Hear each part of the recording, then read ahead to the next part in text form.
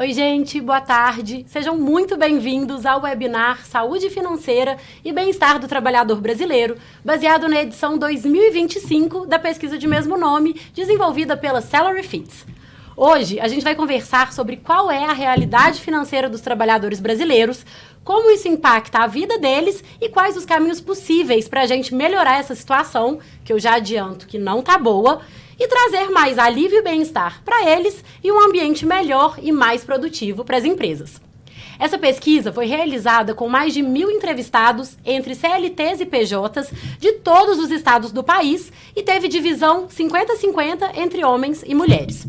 Como vocês vão ver, alguns números surpreendem e também revelam oportunidades preciosas, então fiquem com a gente até o final, que vai valer muito a pena, vem muito insight bom por aí.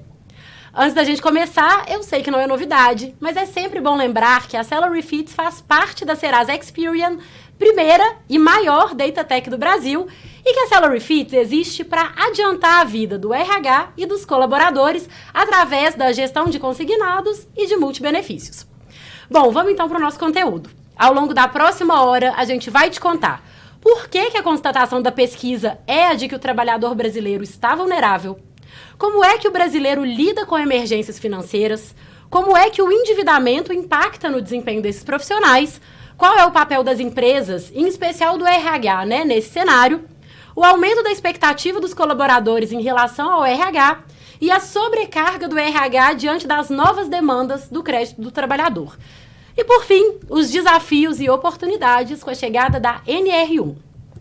Ou seja, gente, estou perdendo até o fôlego. É muita coisa, mas a gente também quer te ouvir. Então, envie suas perguntas pelo chat, que no final, a gente vai selecionar algumas para os nossos entrevistados responderem.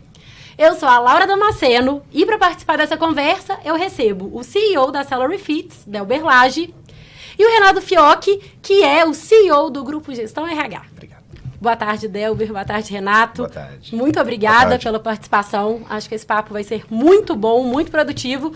E eu já vou começar com o Delber para falar o seguinte. A gente sabe que a situação financeira é um dos pilares do bem-estar, E que quando isso não está em dia, afeta a vida pessoal, o desempenho no trabalho, o clima organizacional e, por consequência, a produtividade das empresas. Então, esse é um tema que interessa absolutamente a todo mundo, E eu queria te ouvir, Delber, sobre o que é que nos trouxe ao contexto de agora. Que contexto é esse, gente? 54% dos trabalhadores brasileiros afirmam que o salário que recebem não é suficiente para cobrir as despesas do mês. 49% dizem que precisam recorrer à renda extra. 66% tiveram problemas financeiros nos últimos 5 anos. 33% passaram por sufoco nos últimos 12 meses, chegando à negativação. E só 25% têm como arcar com um gasto extra acima de 10 mil. Está faltando educação financeira, um envolvimento maior das empresas, em especial do RH, para levar esse assunto para as dinâmicas internas, para entender que isso também diz respeito a elas. Qual que é a sua opinião?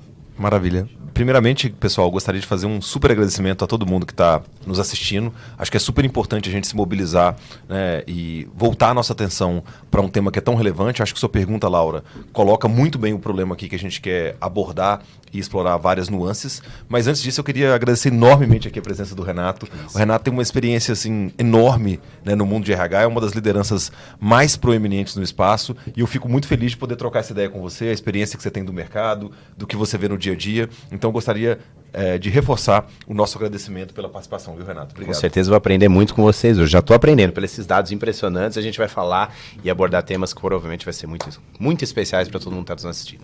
Legal. E eu acho, a gente sempre tem, inclusive nos super eventos que o Renato organiza, sempre discutido o futuro do RH ou grandes problemas do RH. E eu acho, de alguma maneira, sintomático e, ao mesmo tempo, emblemático o fato de que muitos ainda tratam como tabu um elemento que é o elemento primordial ou um dos elementos fundamentais, um dos pilares da relação de emprego. A questão do salário e a maneira como o salário impacta as finanças é parte fundamental da habilidade que o sujeito tem de se dedicar ao trabalho de um lado e, de outro lado, parte fundamental da rotina dele, da vida que ele vai ter fora do ambiente de trabalho. E se a gente volta 10, 15 anos no tempo, Laura, não era incomum na trajetória da Salary Fits, eu ouvi de RHs a seguinte frase: olha, aqui a gente paga salário em dia, paga vale alimentação, paga vale-refeição, e eu não tenho nada a ver com a saúde financeira do colaborador. Isso é um problema dele, eu não vou falar de educação financeira, eu não vou tratar de crédito, eu não quero que ele se endivide, como se fosse a ação do empregador que fosse criar um problema financeiro para o colaborador. E, na realidade, isso é uma lógica um pouco invertida. Né? É quase que o rabo abanando o cachorro. Na realidade, o que esses números mostram é que as pessoas têm um problema financeiro, ponto. Independentemente de ter ou não ter participação do RH, os números são muito claros. 54% das pessoas não têm dinheiro suficiente para chegar até o final do mês. Né? Desses, de todos os entrevistados, 49% precisa de algum recurso de renda extra.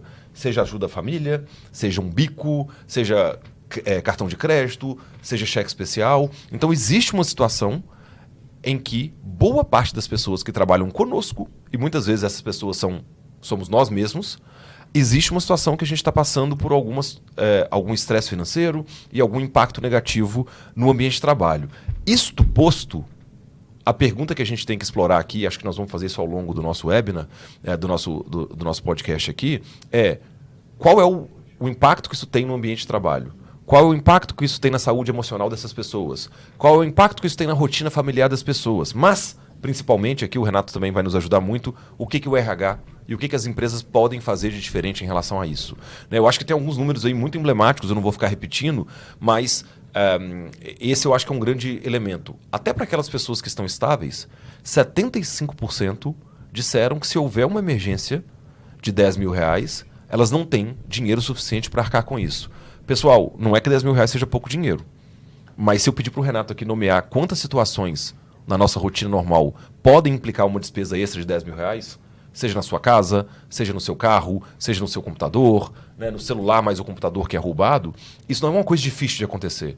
E essas pessoas passarão por um problema relevante financeiro caso essa situação aconteça. Então, o meu principal recado nessa primeira parte da conversa aqui é: necessidade da vida implica necessidade financeira. E boa parte das pessoas que trabalham conosco passam por uma situação como essa. Né? Repetindo um dado que você citou, 66% das pessoas entrevistadas foram negativadas nos últimos 5 anos. 33% no último ano.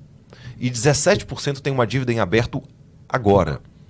Então, se a gente não abordar o tema de maneira franca, se a gente não entender como esse estresse financeiro é trazido para o ambiente de trabalho, os RHs e as empresas estarão negligenciando parcela importante daquilo que afeta o bem-estar no ambiente de trabalho e daquilo que afeta o engajamento dos colaboradores. E uma mudança nesse envolvimento pode, de fato, trazer muitos resultados positivos, né? Para que a gente melhore esses números para a pesquisa da Salary Fits. Exatamente. Do ano que vem e depois. Bom, Renato, entre os gastos que mais consomem a renda do trabalhador, a gente tem gastos básicos, né? 77% com comida, 61% contas fixas, água, luz, telefone, e logo em seguida, então, vem o comprometimento do salário com financiamento, 52%, e empréstimo, 36%. No geral, a seu ver, a que tipo de empréstimo e financiamento o brasileiro tem recorrido e como é que ele se instrui, a quem ele costuma recorrer? Existe já, no geral, esse canal aberto com o RH para falar sobre isso, para pedir ali uma orientação? Qual que é a sua visão? E se eu puder provocar, desculpa, por favor, antes da resposta, mas como uma parte da pergunta, o que você tem ouvido de RH sobre esse aspecto, sobre essa questão financeira e sobre a conversa ali de bastidor? Qual que é o insight que você pode trazer para a gente? Primeiro, obrigado, Laura, Delber, pelo convite. Um prazer estar falando com vocês sobre um tema tão importante. E vou voltar um pouquinho, na verdade, antes de responder, que eu acho que quando a gente olha para a parte financeira, a gente olha muito para o bolso, né? A gente fala, poxa, é bolso. Não. Só que você mexe com toda a parte basicamente biopsicossocial, que você fala parte biológica, psicológica e principalmente social. Então, não é só a falta de dinheiro que vai fazer com que a pessoa fique mal, que vai fazer com que a pessoa realmente tenha algum problema, recorra a empréstimo, Não, até porque também a gente tem, até o brasileiro, mas a gente sempre busca um objetivo próximo. Então, a gente fez um financiamento e terminou de pagar, a gente vai fazer outro. Parece que a gente sempre vive com conta. Uhum. E se a gente não tiver conta, a gente não consegue viver. Como é que é aquela expressão? Alguma coisa apertado que anda? Não tem isso. Caixa apertado é que Essa ideia a gente precisa pegar. Se vocês estiverem ouvindo, dá uma pesquisadinha aí que vocês mandam pra gente. Mas a ideia é exatamente essa, né? Se a gente não tiver ali... que faz barulho, alguma coisa assim. Gente, se alguém souber, manda no chat, por favor. Ou então inventa. Por favor. Mas eu acho que é um problema muito maior. E quando eu convivo praticamente todos os dias com executivos dentro de empresas e conversando, até bastidores ou não bastidores, mas eu acho que o nosso grande problema hoje é o quanto as empresas se preocupam com o colaborador. Antigamente, o que você falou, na minha época, não vou...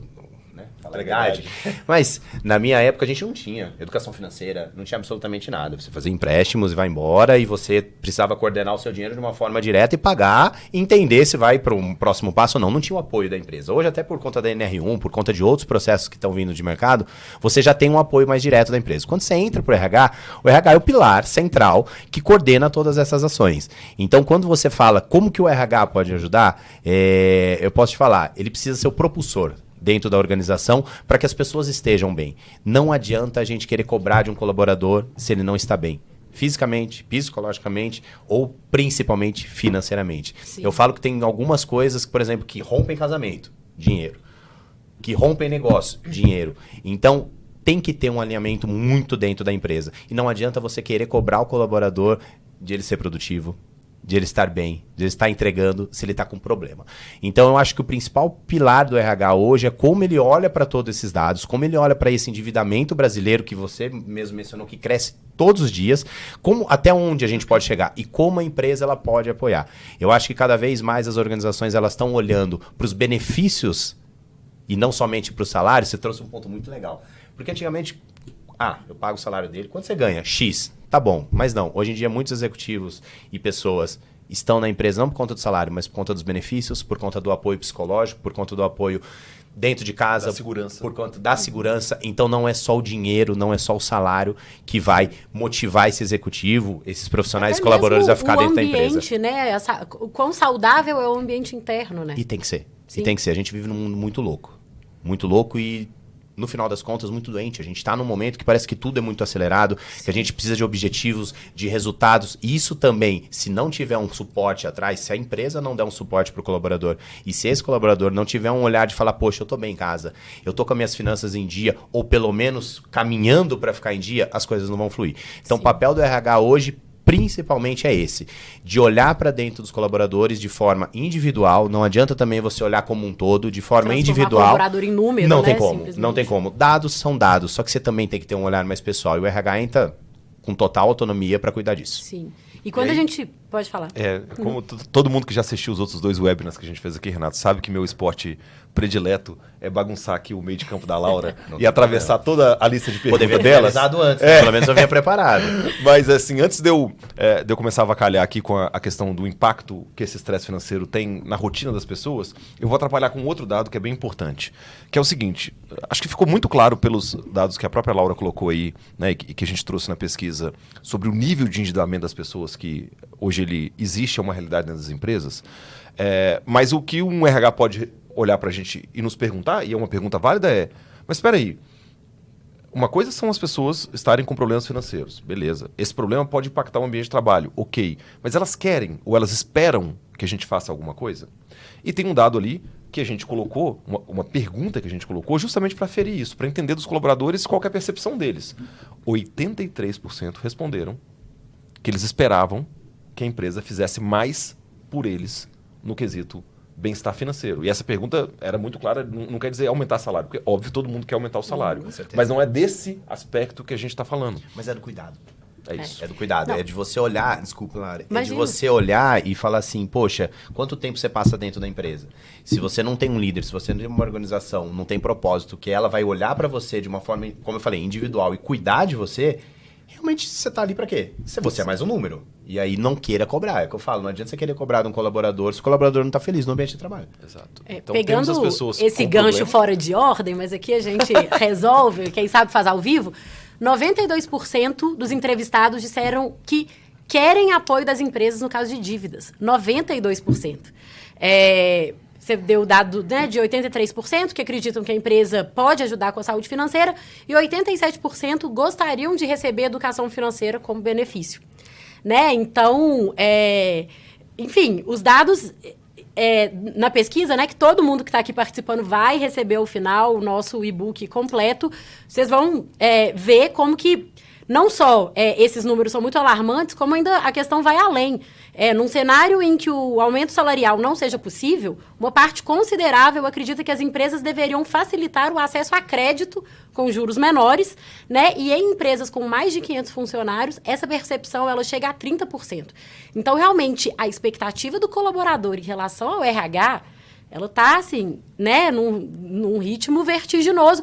Isso é condizente também com o aumento da demanda, com o aumento do papel do trabalho na vida, né? Que não é mais aquela coisa, sair do trabalho, só volto a pensar no trabalho amanhã quando entrar. Não, tudo é um pouco misturado, né? E a complexidade da vida mesmo, né? Vai aumentando e esses setores, em especial o RH, ele precisa ficar cada vez mais estratégico e considerar essas particularidades, né? Mas, Laura, só complementando, eu acho que o RH, ele é um pilar. O RH não vai fazer nada sozinho. Então, ele precisa ter o apoio das lideranças, ele precisa ter o apoio do CEO, ele precisa ter o apoio das outras áreas da organização. Porque também não adianta o RH trazer diversos projetos, diversas ações e ele não ter esse apoio institucional de toda a empresa. Então, é aquilo, é uma roda que ela precisa girar. E o RH precisa ter esse complemento, porque senão, sabe o que acontece? Não vai ter nenhuma ação. Sim. E aí, Renato, você levantou uma bola que é até uma questão que eu lido muito com o time de sucesso do cliente da Salary Fits. Que eu tendo a dizer o seguinte, né? Eu digo para eles o seguinte, olha, existe um problema claro de impacto negativo do estresse financeiro no ambiente de trabalho. Uhum. Existe uma percepção dos colaboradores que a empresa pode fazer mais por eles. Então, a pergunta que eu coloco para a gente, né, posicionar em relação aos nossos clientes é como que eu gero valor para o meu cliente, seja ofertando produto dentro da Salary Fits, que vai abordar a questão da saúde financeira e vai ajudar o RH nisso, mas principalmente fazendo com que o RH tenha elementos, tenha gatilhos para convencer outros stakeholders dentro da empresa, porque a gente sabe, sim, você tocou num ponto fundamental. O RH não consegue fazer toda essa gestão sozinho, tudo isso sozinho.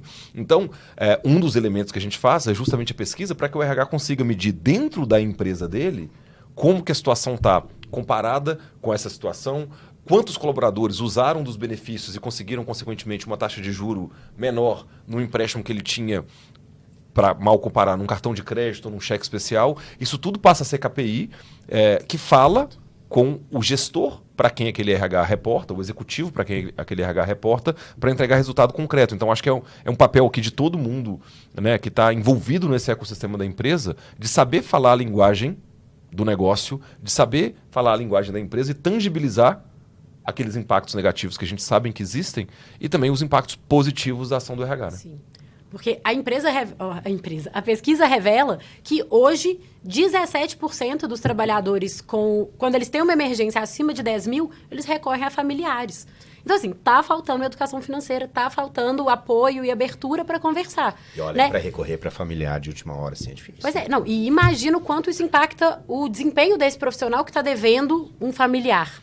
É porque quando você olha a segurança da empresa é a confiança. Então, você está dentro de um ambiente que você está todos os dias, diferente de fazer um empréstimo, né? Em outros lugares. Você está dentro da empresa, é o seu ganha-pão, é onde você trabalha, é onde você tem os amigos, é onde você se sente pertencente a alguma coisa. Então, a confiança de você, né, pedir para a empresa esse apoio faz total sentido. É mais fácil você pedir para a empresa do que para um familiar que talvez você não vê há bastante tempo. Pedir para um lugar que você não sabe a taxa de juros, quanto que vai ser e vira aquela bola. Então, a confiança eu acho que é o principal pilar. De cada vez mais esses dados aumentarem, inclusive, das pessoas falarem, não, eu preciso ter um apoio da empresa, porque é onde eu entrego o meu melhor. Sim. Então, acho que esse é o principal ponto. E esse apoio da empresa também passa muito por tirar o tabu da questão financeira, que foi algo que o Delber já trouxe, para que o colaborador ele se sinta não necessariamente confortável, mas assim, para que ele tenha certeza de que aquela informação de que ele conversou sobre isso com o RH não vai vazar, né, para que não gere um mal-estar, para que ele não seja julgado, porque 49%, ou seja, quase metade, né, dos entrevistados afirmou que busca outras fontes para complementar a renda.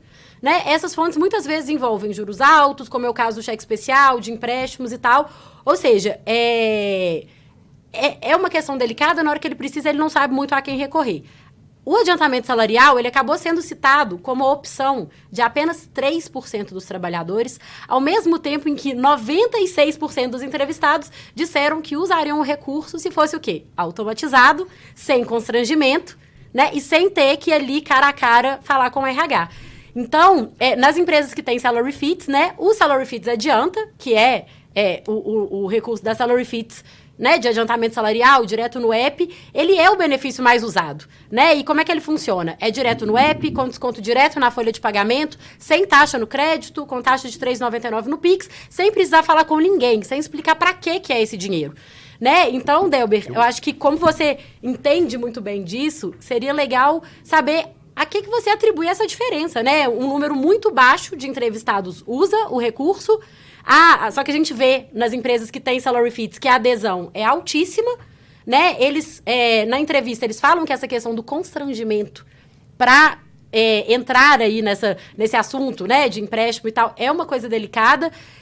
Você acha que a maioria dos trabalhadores ainda não tem acesso ao adiantamento salarial? Falta informação, falta comunicação, às vezes, interna das empresas? Como é que você vê essa situação? Acho que essa questão do acesso é muito importante. Tem dois elementos aí na fala de vocês dois que são muito relevantes para a gente abordar aqui e pisar de maneira diferente, né? Acho que o primeiro deles começa, de fato, com a questão do acesso. Uhum.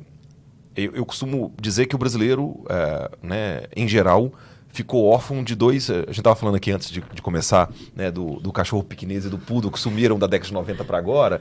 E no mundo financeiro tem o outro piquinês, que era o pendura, na mercearia da esquina, né? Quem aqui nunca foi na mercearia que ficava na esquina da sua casa e falava, põe na conta, pendura, e agora virou Carrefour Bairro, você não consegue mais fazer isso, né? Ou o famoso cheque predatado, né? Quem nunca falou, e segura o cheque para o dia 30. E o brasileiro, em geral, ficou órfão dessa opção de crédito de curto prazo. Quem tem a chance de ter um cheque especial paga 15%, 18% ao mês. Quem usa o cartão de crédito no rotativo para isso paga juros semelhantes.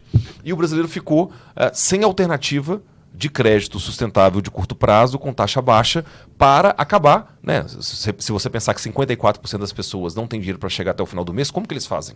Né? Então, existe uma primeira questão, e que eu queria abordar, que é, quando alguém tem necessidade financeira, qual é o tipo de alternativa a qual ele pode recorrer? Se você pegar o exemplo daquelas pessoas que não teriam recurso próprio para arcar com uma emergência de 10 mil, uma coisa é você tomar uma dívida de 10 mil reais a uma taxa de juros a 2% ao mês.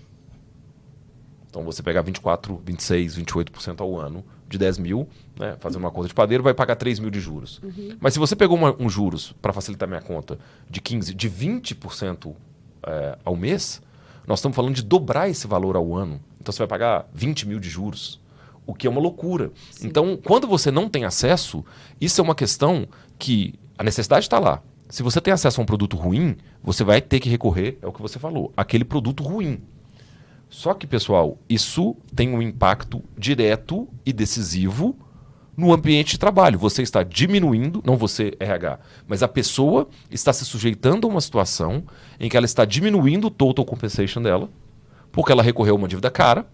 Em vez dela pagar 3 mil reais de juro na dívida no ano, ela vai pagar 10 mil reais de juro na dívida do ano. Então o salário dela, de fato, diminuiu. Então a primeira questão é, se o RH pode ter uma parcela de contribuição para a questão do acesso, o RH está dando alternativa para o colaborador para que ele tenha um produto financeiro que se adeque à realidade do colaborador. E por que o RH é importante nisso, pessoal?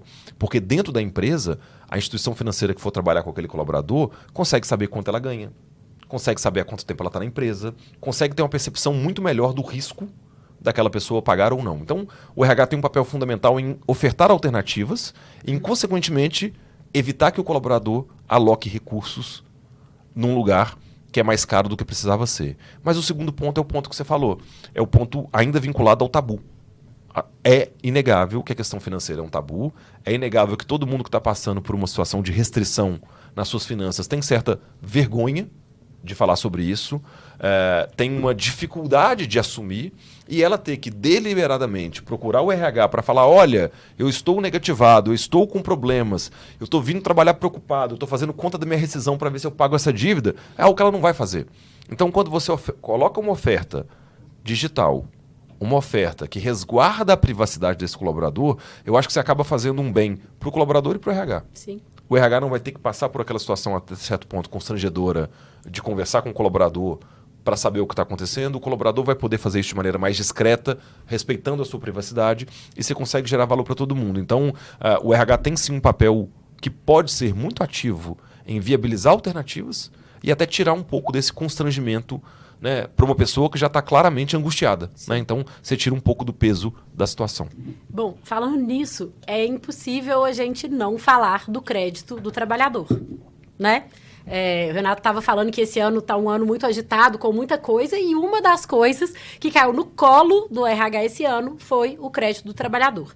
Né? Claro que a proposta do projeto é muito positiva, né? Ele ainda tem muito potencial, mas o que a gente está vendo hoje é um processo de ajuste que a gente já sabia que ia ser complexo, né? Então, se antes a taxa estava aí numa média de 3% ao mês, hoje ela está em 6%, podendo chegar aos 20% que você citou, assim, né? Como se fosse algo surreal, mas a gente vê acontecendo, né? E por mais que a intenção do programa, então, seja o oposto disso, a realidade é que 95% dos trabalhadores que solicitaram o crédito nesses últimos meses acabaram conseguindo juros maiores do que o que era oferecido antes da mudança. Para completar, né, a situação em muitas empresas é de descontrole, porque, segundo dados de junho desse ano, 24% dos trabalhadores que demandaram o recurso ultrapassaram o comprometimento salarial de 35% estabelecido pelo próprio governo. Ou seja, sem apoio, o colaborador ele acaba indo pelo pior caminho. E, ao mesmo tempo, o RH, que deveria estar dando esse suporte, ele está muito sobrecarregado, né? Porque ele ganhou muitas tarefas extras. Então, ele está tendo que fazer a escrituração e enviar o e-social, controlar a margem consignável, repassar e conferir dados, garantir conformidade com a folha de pagamento e com muita pressão, né? Porque ele sabe que as falhas no processo podem gerar crédito negado, dados errados podem gerar débitos indevidos e a frustração dos colaboradores por qualquer desses motivos pode deixar essa relação abalada. Tá difícil, né? E tá muito desafiador. Como é que vocês têm visto isso na prática? Eu acho que é legal o Delber contar também como que a Salary Fits pode ajudar a melhorar esse cenário. E acho que é legal o Renato contar também, né, como as lideranças têm visto e o quanto elas têm entendido o quanto o jogo mudou, assim, né, pro RH. Primeiro, voltando ao que o Delber respondeu, tudo que você mostra fragilidade, eu acho que é muito complicado, né? Então, o próprio burnout, quando falávamos sobre ele, ninguém falava porque era um tabu. E aí hoje, muitas pessoas estarem, né, mostrando essa fragilidade, as pessoas têm mais autonomia e principalmente mais liberdade de falar. Agora, você mostrar para o RH ou para qualquer profissional da empresa que você está com endividamento, que você precisa de um apoio, já está mostrando uma fragilidade. Exato. Então, o RH ele vai olhar de uma forma pessoal, então ele vai ter que ver ferramentas para cuidar, para auxiliar o colaborador, mas ao mesmo tempo ele vai ter que ter também um olhar de falar, poxa, essa é uma pessoa que eu preciso olhar com carinho, porque talvez ela pode não estar entregando tudo, porque ela está com problema pessoal, ela está com endividamento, ela não está bem em casa, ela está precisando recorrer a isso, e não tem como você dormir, não tem como você ficar bem se você está com problema, seja financeiro, pessoal, o que for. Então esse é um ponto bacana. Quando você olha para a liderança, eu sempre falo que o líder, principalmente o RH, ele cuida de todo mundo, mas ninguém cuida dele. Sim, então as pessoas também precisam olhar para o RH de uma forma direta, né? Não adianta jogar um monte de demanda e falar você tem que resolver, você tem que resolver, você tem que resolver. Senão ele vai virar só operacional, ele não vai olhar para o negócio como um todo. Ele tem que ter ferramentas, e principalmente parceiros. Então, a gente olha nos últimos anos um número enorme de empresas, como vocês mesmo, que vem para solucionar esses gaps que o RH tem. Então, trazer solução e dar esse trabalho que ele teria mais manual, mais operacional, para empresas que realmente sejam referência no tema. Então, aí você pode complementar. Porque como que vocês conseguem ajudar o RH? Porque tem esse ponto, né? O RH, não adianta ele ficar olhando, ele não vai conseguir olhar para folha, para endividamento, para práticas, para toda a linha de todo o trabalho que o RH assume para fazer dentro da organização, se ele precisar ficar se preocupando com pontos e processos manuais. E aí as empresas ajudam de uma forma direta. Então, quando você olha para os executivos de recursos humanos, e principalmente das grandes empresas, você vê diversas organizações apoiando o RH com ferramentas, com processos, para, assim, desafogar tudo que ele tem, para ele conseguir focar no que precisa, que é o cuidado com as pessoas. quando a gente olha para essa situação do novo crédito do trabalhador, do novo crédito consignado... E é recente isso. Super. Não, na verdade, no Brasil, praticamente tudo é recente, né? Porque passa um ano, tem uma coisa, daí vem outro, todo ano tem alguma novidade que você precisa se adequar. E rápido, né? É um negócio louco. É tipo, demora muito para entrar em vigor, mas quando entra, você precisa se adequar rapidamente. É um trem passando a 1.000.000 por hora. Como que você consegue coordenar tudo isso? Você precisa de apoio. Exatamente. Eu acho que um dos grandes elementos desse novo crédito consignado, né, do novo crédito trabalhador, é que, de fato, primeiro, deixa eu só desenhar um cenário aqui.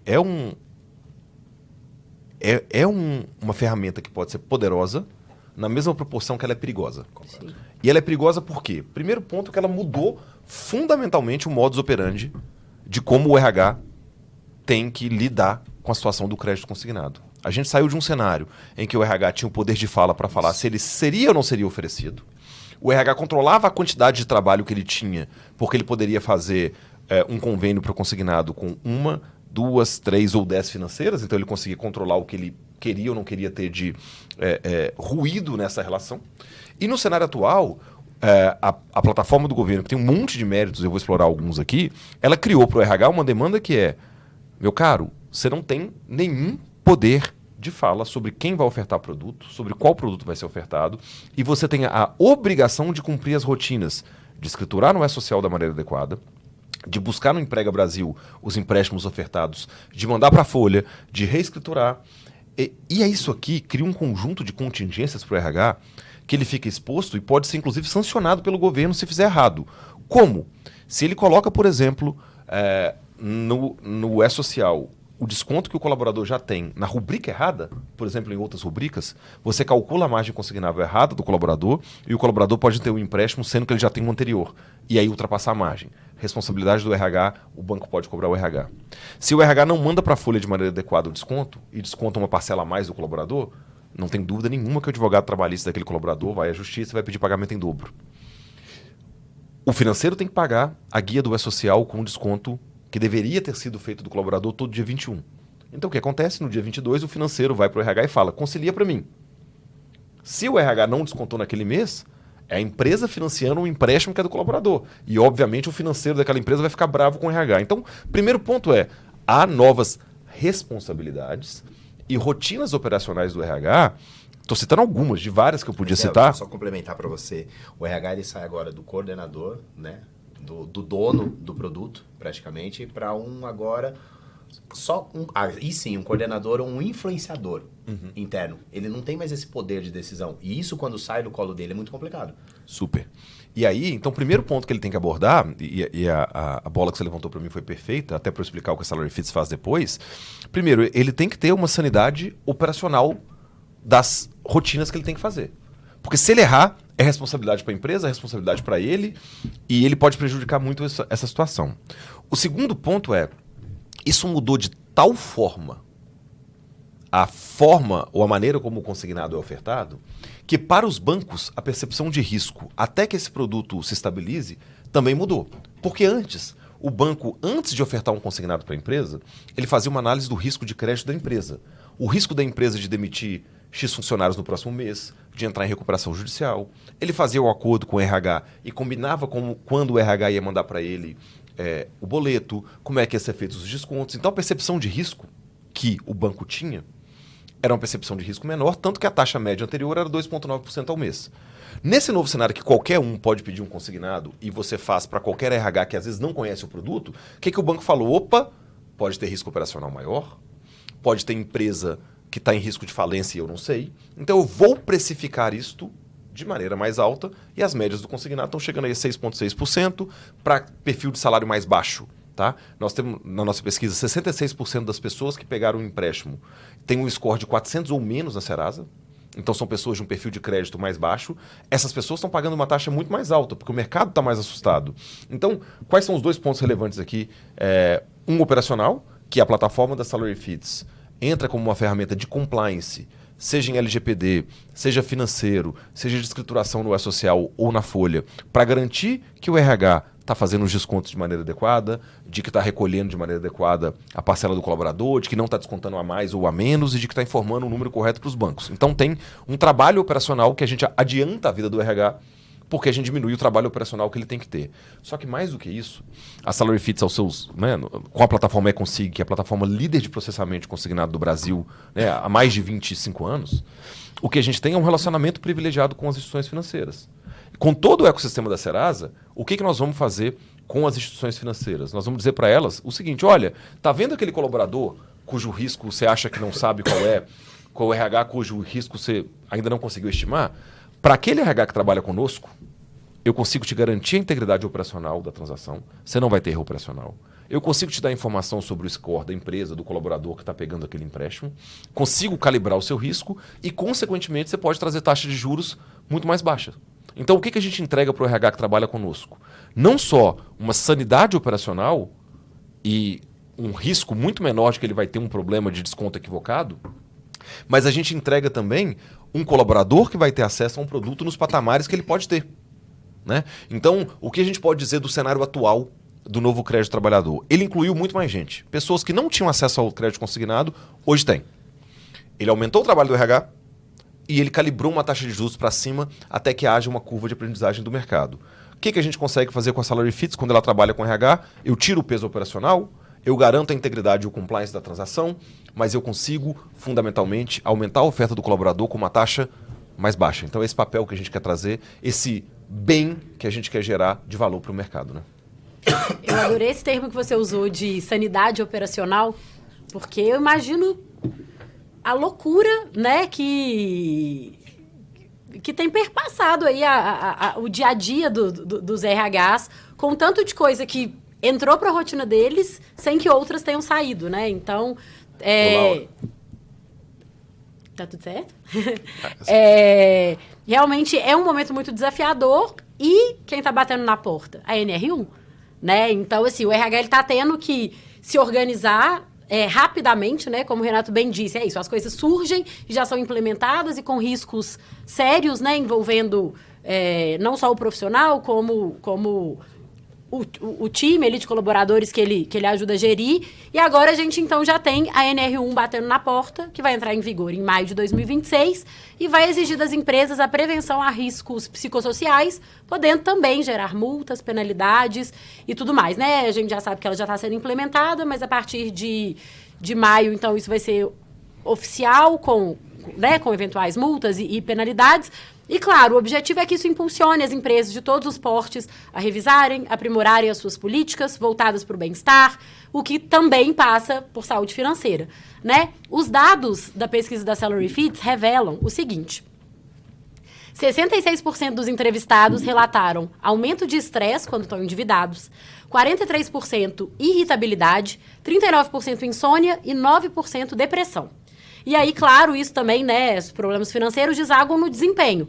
51% relatando estresse no trabalho, 47% exaustão extrema com esgotamento físico, 36% baixa retenção e 33% baixa na produtividade. Né, esses números se agravam ainda mais em empresas pequenas, com menos de 200 funcionários, o que indica que empresas maiores, que normalmente têm mais estrutura, melhores processos e melhores benefícios, né, isso ajuda a minimizar esse impacto. Vou jogar a bola para vocês dois, porque isso é um problema de todo mundo, né? O que vocês têm visto de medidas efetivas, né, das empresas para ajudar os colaboradores, já se preparando para a implementação da NR1 e olhando também, a gente falou de educação financeira, mas eu acho que seria legal saber se vocês já estão vendo algumas implementações práticas mesmo, né, para trazer isso, porque uma coisa é o RH oferecer mais opções, né, de financiamento, mais instrução e tal. Outra coisa é ensinar, né, para que o colaborador, num desafio que a gente sabe que acaba sendo recorrente, ele mesmo já tenha mais instrumentos para tomar ali decisões. Vou puxar rapidinho. Eu acho que primeiro não adianta a empresa oferecer diversos programas, diversos benefícios se o colaborador ele também não está disposto a evoluir, disposto a aprender, disposto realmente a melhorar o processo todos os dias. Uhum. Quando você olha para a NR1, resumindo e trazendo uma base, Agora as empresas elas precisam se preocupar realmente com a saúde e bem-estar dos colaboradores. De uma forma que já se preocupavam, como você trouxe. As grandes, sim, porque tem programas de benefícios, tem práticas, tem ações que já são voltadas para os colaboradores. Quando você pega as menores, é muito na rapidez, é muito na entrega. Você não precisa ficar se preocupando muito, você precisa entregar. Entrega, então vamos. E também a gente está, como eu mencionei anteriormente, a gente está vivendo um mundo muito acelerado. Até por conta da inteligência artificial, a gente vive com informações muito mais rápidas, a gente tem respostas muito mais rápidas, a gente busca informações e respostas para tudo que a gente faz também mais rápido. Então, assim, quando você olha para o nosso mundo, ele está realmente muito complexo. Então, isso transmite também para dentro de casa. Então, não adianta a gente olhar e falar assim, poxa, mas eu só tô com dívida. Legal, você tá com dívida, mas e aí? Você tá fazendo esporte? Sim. Tô. E aí, você tá cuidando? Você tá com a sua família? Tô. Então, o dinheiro, ele é um complemento. Só que ele precisa estar aliado com todos os outros processos pessoais. Não adianta a gente falar só que tá com endividamento se a gente não tá cuidando da própria saúde. Porque a saúde também impacta em planos de saúde cada vez mais caros. Impacta em um sistema médico que cada vez está pior. Quando você olha também para dentro de casa, tudo é mais caro hoje. É impressionante. É impressionante. Para quem tem filho, sabe disso. O que era escola antigamente, o que é escola hoje, é praticamente insustentável se você quiser dar uma boa educação pro seu filho. Então, tudo isso reflete. Aí, a hora que você olha para o papel da empresa, não adianta também cobrar só da empresa. Sim. A pessoa precisa cobrar dela também, de entender, poxa, pera, eu posso evoluir aqui, eu posso melhorar dessa forma, eu posso também cuidar um pouco mais de mim. E aí, quando você olha para esse cuidado da NR1, é isso. É as organizações cada vez se preocuparem mais com o colaborador de uma forma direta. E o papel do RH, não somente do RH, como eu mencionei, tem que ser de toda a empresa.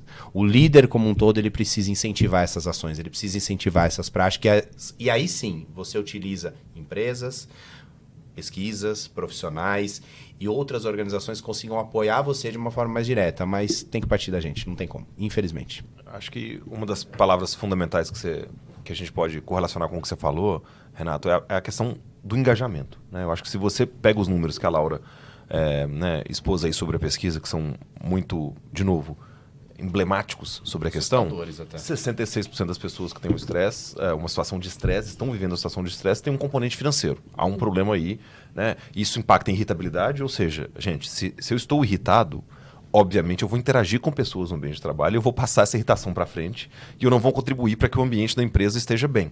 Então a questão que a gente tem que colocar, e você pontuou muito bem, é como eu crio programas, como eu oferto alternativas, como eu tenho ferramentas à disposição de quem precisa de cuidar da sua saúde emocional e do seu bem-estar, mas como eu gero engajamento. E procurar formas de gerar esse engajamento, seja com programas de educação acerca da saúde emocional, que é muito importante, né, acerca da saúde financeira, a gente tem que criar um ambiente em que... e aí o papel do RH é muito mais um papel de difusor do que um papel exclusivo dele promover ele mesmo. Né? Como que ele difunde práticas pelas quais os colaboradores vão ter conhecimento acerca das ferramentas que a empresa coloca à disposição. Essa é uma dor que eu escuto muito de RH. Débora, a gente tem um monte de benefício que ninguém sabe onde fica. A gente tem um monte de benefícios em plataformas esparsas que eu não consigo comunicar com o RH. Eu ia trazer exatamente a questão dos benefícios, porque 50% dos entrevistados disseram não acreditar que os benefícios oferecidos correspondam às suas necessidades. Mas é um negócio muito louco, porque quando você olha para benefício, você vai olhar o quê? Realmente a sua necessidade primordial. Que é alimentação, é transporte, é saúde. Às vezes você tem diversos benefícios dentro das organizações que ninguém olha, usa, ou como você falou, nem sabe que tem. Porque tem que ter uma comunicação maior, tem que ter uma comunicação melhor. É uma junção, não adianta só oferecer. Até para a pessoa não só ver valor, mas entender onde que ela encaixa aquele benefício, o que aquilo de fato pode trazer de positivo para a sua vida. A possibilidade também de expandir, né, para a rede ali, familiares, etc. O benefício é o que você falou, não é só para a pessoa. Às vezes a gente estava falando sobre pet, né? Você tem um benefício pet, poxa, você vai impactar dentro da sua casa. Sim. Você tem um benefício de educação, você vai impactar dentro da sua casa. Você tem uma educação financeira que talvez a empresa passe para você, mas ela possa compartilhar com os outros familiares, também vai impactar dentro de casa. Então é tudo um conjunto muito grande. E entendendo também as mudanças da sociedade, né? Total. Hoje o pet, ele é muito mais um membro da família do que talvez ele era há 20 anos atrás. Você pode ter tido pet a vida inteira, mas estava num outro lugar.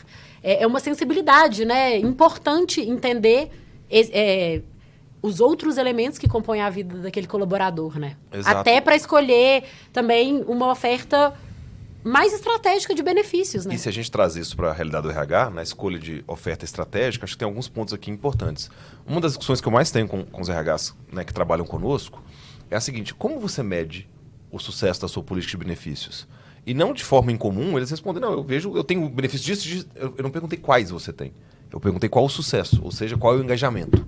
Quantos colaboradores usam, quantos colaboradores conhecem. E se a gente pegar dados da pesquisa, né, quem tiver a oportunidade de baixar vai ver lá, mais de 1/5 das pessoas responderam que os benefícios que são ofertados são legais, mas não incluem a rede afetiva, a família, ou os pais, ou os primos. E como é que o RH cria uma situação que a pessoa que está ali com a sua rede afetiva com necessidade pode ter acesso a isso? Ou o pet, como você falou. Então, acho que aqui o RH também, a partir do momento que ele começa a ter mais inteligência sobre os dados que ele tem acerca de engajamento, ele consegue entender melhor qual é a cesta. Quais são os pilares de necessidade? É financeiro? É saúde? É educação do colaborador? Da família? Será que eu estou suprindo isso aqui? Será que a minha pirâmide etária da minha empresa está adequada com o perfil de benefício que eu oferto? Será que o momento de vida dos colaboradores... Né? Uma coisa é uma pessoa com 35 anos, solteira, que está querendo trocar de carro. A necessidade financeira dele pode ser, por exemplo, para fazer um consórcio porque ele quer trocar o carro. Outra coisa é a mesma pessoa, 35 anos, com família, 2 crianças jovens que estão em época de tratamento dentário, por exemplo. Ela pode querer um plano odontológico se a empresa não ofertar isso na prateleira. Então, o RH aqui tem que olhar para o que está acontecendo, tem que olhar para o engajamento e fazer uma opção, eu diria, deliberada pela cesta que vai ser ofertada. Né? A minha pergunta final, né, antes da gente entrar nas perguntas da audiência, era exatamente essa. Como é que a gente faz para tornar o RH um departamento ainda mais estratégico? E eu acho que passa muito por isso, né? E aí eu vou jogar pro Renatão aí para ele... Então, na verdade, a gente fala muito sobre RH estratégico, né? E fala-se, assim, há muitos anos sobre isso. Mas o RH sempre foi estratégico, como as pessoas sempre são estratégicas, os líderes são estratégicos. O RH, ele precisa realmente ser o protagonista das principais ações quando é focado nas pessoas. Mas, ao mesmo tempo, a gente volta no mesmo ponto, que é... precisa ter o apoio da organização. Não adianta você querer um RH estratégico, sendo que você vai convidar o RH para sentar no board, para sentar na reunião, e você não vai dar voz para ele. Sim. Não adianta você querer o RH dentro da organização, sendo cada vez mais pontual, trazendo prática, sendo que a hora que ele passa um orçamento para trazer uma ação pontual para a empresa, você não aprova. Então, assim, é tudo uma roda que ela precisa estar em sincronia, porque senão as coisas não fluem. E é o que eu falo e sempre defendo o RH mesmo, porque às vezes as pessoas falam, poxa, mas o RH precisa fazer isso, precisa fazer aquilo. Precisa, mas ele precisa ter insumos, precisa ter ferramentas e principalmente a parceria dos outros líderes. Senão, não vai fazer sozinho. Sim. E contando, né, com soluções como a Salary Fits para otimizar o dia a dia, porque se ele ficar ali na rodinha do hamster, como é que ele vai tirar a cabeça para fora? E por isso que cada vez mais as organizações elas têm empresas que buscam essa parceria direta, porque daí você deixa para quem sabe fazer e fala assim, olha, faz aqui, eu preciso só que você solucione o meu problema. Essa compatibilização aqui é com vocês. Preciso só que você solucione o meu problema. Traga dados, traga insumos, traga isso, que aí sim, eu vou pegar o que você trouxe de informações e eu vou colocar em plano de ação. Agora, não adianta você querer ali papel e caneta, Excel e ficar pensando em dados para puxar e trazer as ações pontuais. E você acredita, né? Você tem visto que essas mudanças na legislação, tanto o crédito do trabalhador como o NR1, tem mudado de alguma forma a maneira como as lideranças enxergam o RH? Eu acho que isso já está em pauta há bastante tempo, né? Que a gente olha muito o NR1. O NR1 já é um tema que está há bastante tempo sendo falado, sendo discutido, mas às vezes não sendo aplicado de uma forma que deveria. Então, as empresas já estão se precavendo com isso. Isso é normal. Só que, ao mesmo tempo, você precisa cada vez mais evoluir e entender a legislação, porque toda hora parece que também muda alguma norma, muda alguma coisa. Você é programado para fazer todo o lançamento em maio, daí você programa toda a ação, todo o plano, chega em maio, não, estendeu até agosto. Então também é um ponto que precisa ter atenção, mas as empresas estão super preparadas e o RH cada vez mais tendo que ser esse protagonista do negócio. E aí, pegando esse gancho, acho que eu tenho sempre repetido isso, mas é importante a gente até colocar mesmo como mensagem aqui dentro das organizações, né? Hoje o RH pode ter 2 posturas. Uma postura do RH reativo, que é ok, tem o NR1, o que eu coloco aqui da prateleira para resolver o meu problema? Vou falar que eu fiz isso. Tem um novo crédito trabalhador, vou cumprir aqui a rotina e está resolvido. Mas é um RH que, eventualmente, portanto, vai cumprir a sua rotina operacional, a sua obrigação legislativa perante a empresa, mas vai perder uma ótima chance de entender o que de fato está acontecendo com os colaboradores, qual é o nível de engajamento, o que está acontecendo na rotina, como ele pode contribuir mais. Do outro lado, você tem o RH proativo. O RH que vai buscar os seus fornecedores para dizer, olha, como é que eu consigo entregar um produto de crédito consignado melhor? Como é que eu consigo cuidar melhor da saúde emocional dos meus colaboradores?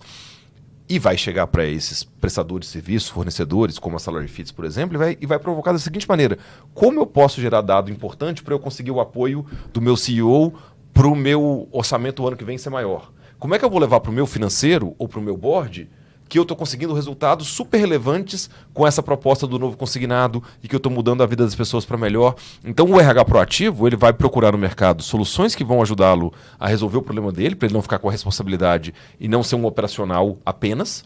Vai olhar como traduzir aquelas ofertas e aquelas ferramentas em dados que vão tangibilizar a melhoria que aquilo tem trazido para o ambiente de trabalho e para os colaboradores e, obviamente, vai usar isso de maneira favorável junto aos seus stakeholders, seja para pedir orçamento, seja para aprovar um novo programa, seja para dizer que as coisas estão indo bem e que ele tem feito o papel dele, né? Então, acho que é um componente de coisas aqui que esse RH mais proativo, numa cadeira estratégica, pode assumir ao olhar para essas mudanças que, como o Renato falou, já estão batendo a porta das organizações há um bom tempo, né? Vou aproveitar essa sua resposta para puxar aqui a pergunta da Ana, que tem muito a ver com isso.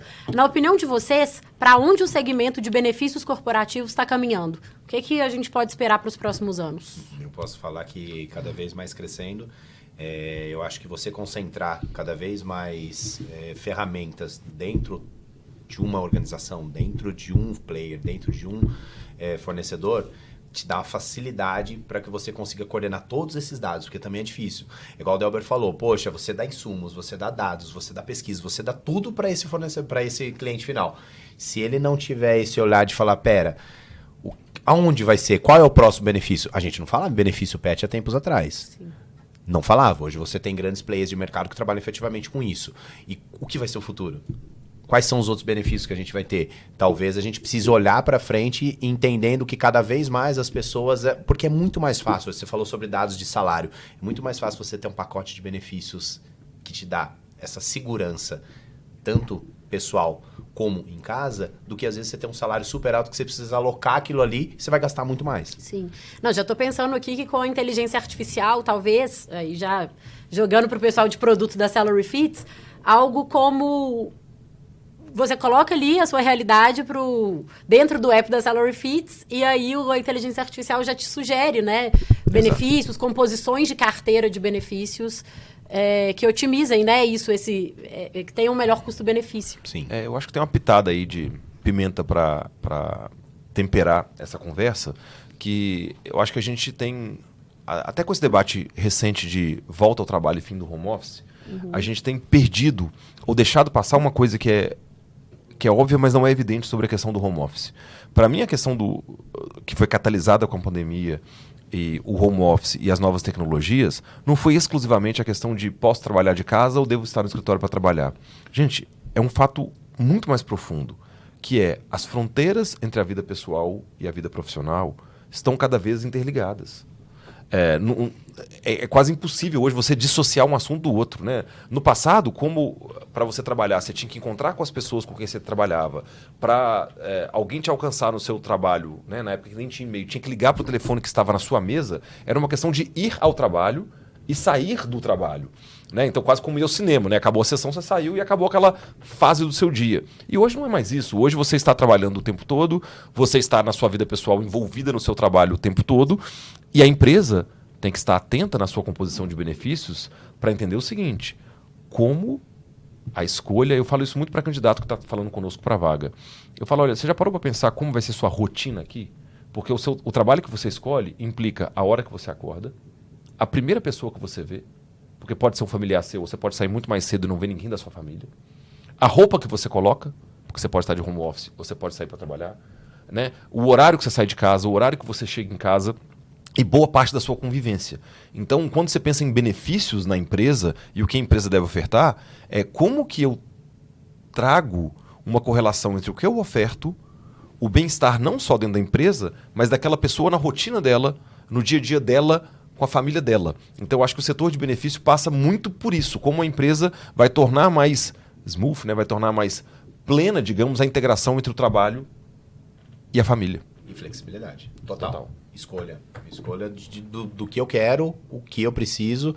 Você trouxe um ponto bem legal. Diferente a vida de uma pessoa de 35 solteira e uma vida de 35 casada com 2 filhos, que os objetivos são diferentes, as prioridades são diferentes e às vezes um benefício que para um é bom, para outro não é necessário. Então, como que você consegue montar esse pacote, né, de benefícios dentro da pessoa de forma individual? Eu acho que esse também é um ponto.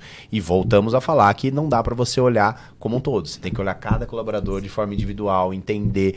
E aí volta o papel do RH, de cuidar, de olhar, de entender o que cada colaborador precisa. Porque senão, a gente vai olhar de forma macro e a hora que você vai trazer os resultados, não vai dar certo. O principal vai ficar fora do resumo. Infelizmente.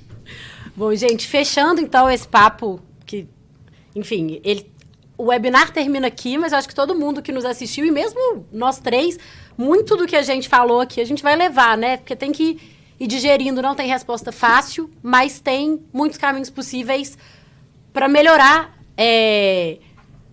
o ambiente de trabalho como um todo, o desempenho e tudo mais, mas realmente levar mais satisfação para as pessoas, que, como vocês bem disseram, né, hoje é isso, é trabalho e vida pessoal juntas. E se uma desanda, a outra desanda junto.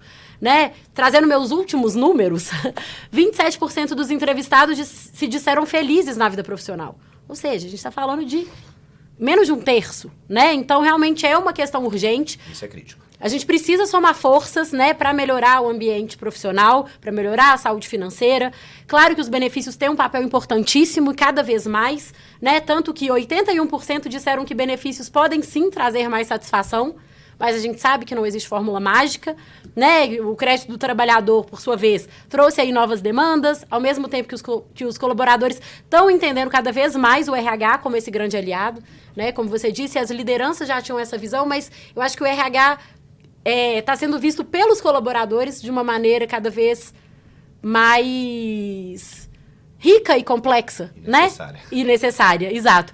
Então, ou seja, o RH está sim no olho do furacão, mas a gente realmente acredita que com dados, tecnologia e boas parcerias, essas novas demandas podem deixar de ser um peso para se tornarem um atalho, né, que vai levar esse setor já tão importante para um outro patamar. Ele já é visto como estratégico, mas isso está escalando, né? Junto com as responsabilidades que também estão escalando. Vocês acham que se a gente for resumir o papo seria por aí? Quer começar? Começo. Acho que sim. Como eu falei, o RH hoje tem problemas para resolver, como sempre teve, mas esses problemas estão cada vez mais claros e a gente trouxe dados aqui que jogam uma luz muito importante sobre vários aspectos e nuances da questão. Está muito claro que isso transborda para o ambiente de trabalho, na medida em que a vida pessoal e a vida profissional estão cada vez mais correlacionadas. E, por fim, está muito clara também a voz dos colaboradores dizendo, olha, eu quero apoio, eu vou valorizar se eu tiver esse tipo de apoio. Então, obviamente que a gente está aqui, enquanto Salary Fits, para apoiar as empresas nisso, né? Tem uma posição muito clara da Serasa de trazer para as empresas que trabalham com o ecossistema da Serasa esse componente de apoio para os RHs e seus colaboradores. E, claro, se vocês querem entender de tendências, se vocês querem entender de alternativas, de como fazer essa mudança da chave estratégica, né? A gente bebe muito da fonte preciosa, né, da plataforma do Gestão RH com tudo que eles ofertam. Ali você vai ter uma série de aprendizados, oportunidades para fazer isso, eventos. Acho que o Renato, né, pode complementar isso aqui melhor e quem ainda não o segue, o sigam nas redes sociais, porque vai ter muita coisa legal. Mas eu acho que é importante. O RH, se ele quer saber de como fazer, se ele quer, né, como a pergunta que chegou para a gente, entender a tendência dos benefícios, ele precisa se atualizar e nós temos muitas ferramentas boas no mercado, por isso que eu agradeço muito a presença do Renato aqui, para que o RH possa ter elementos para essa tomada de decisão e ferramentas para conseguir implementar esses programas. Delber, Salary Fits, de verdade, obrigado. Você que está nos assistindo também, RH, possa conhecer um pouquinho mais dessas soluções. Eu acho que primeiro, quando você traz conteúdo, quando você traz pesquisa, quando você traz principalmente dados para dentro do seu negócio, você consegue ser uma propriedade em cima não somente do seu produto ou do seu serviço. Então, parabéns pela iniciativa. Não é tão fácil você conduzir pesquisa, você ter dados, você compartilhar isso.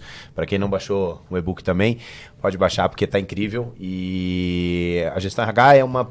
Eu falo que nós somos um ecossistema onde nós cuidamos de quem sempre cuida das pessoas. Então, o RH é o nosso principal pilar. Nós gostamos de trazer soluções, de trazer eventos, de trazer ações, de trazer conteúdo. E é isso. Não adianta a gente não ter uma sequência de ações. Então, não adianta só participar de eventos, você tem que estar se atualizando com conteúdo, você tem que estar se atualizando com lives, você tem que estar se atualizando do que está acontecendo no mercado. Então, a gente vê, às vezes, os executivos de RH, principalmente, muito dentro da própria bolha e não saindo para conhecer novos bench, novas trocas e, principalmente, novos fornecedores para solucionar os problemas que essas empresas têm. Então, obrigado pelo convite, foi um prazer. E você falou um ponto muito legal. Você sabe que eu tentei uma vez ter 2 WhatsApps, né? Aquele corporativo e o meu pessoal. Não rolou, não tem jeito. Tentei 2 vezes, não rolou também. Não adianta, nós somos a mesma pessoa, então a gente brinca, né? CPF, CNPJ é o mesmo, porque no final do dia nós somos íntegros, E não tem como. Então, tem um ponto que é a saúde financeira, ela depende muito da gente, mas também da gente entender até onde a gente pode chegar. Eu acho que esse é o principal ponto, sabe? Da gente não fazer loucura. Sei que é muito difícil. Você trouxe dados, assim, alarmantes, mas que também, sabe? Traz insights, assim, que pode falar assim, poxa, dá pra gente melhorar um pouco, dá pra gente olhar. É muito difícil você coordenar o seu dinheiro. Parece que a gente sempre ganha menos do que a gente gasta.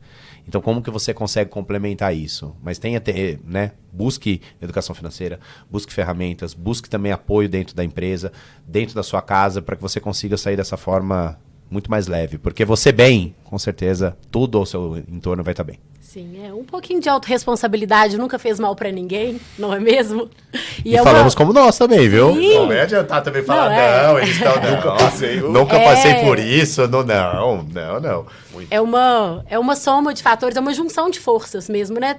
No final das contas, todo mundo quer a mesma coisa. Quer a empresa bem, quer os colaboradores bem, e a pessoa que deita a cabeça no travesseiro, que levanta para trabalhar, como você bem disse, é a mesma. Bom, Delber, Renato, muito obrigada pela participação.